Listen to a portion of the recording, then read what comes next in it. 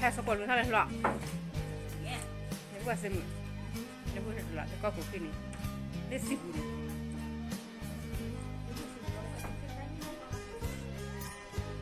เราเสมอถึงวันนี้เนาะมุกนี่คิดถึงเท่าไหร่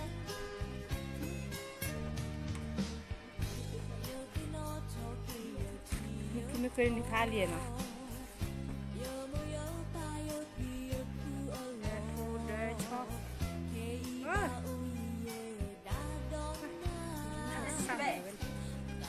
ดันมือดิไม่เหมือนนะ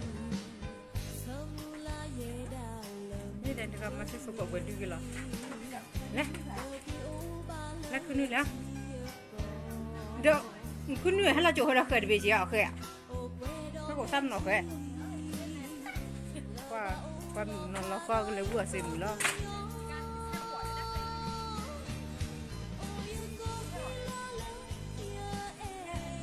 เดี๋ยวสกัดหมดเคยแล้วก็สกัดกันด้วยเลย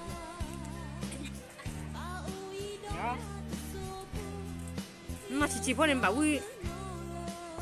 วสกัดโด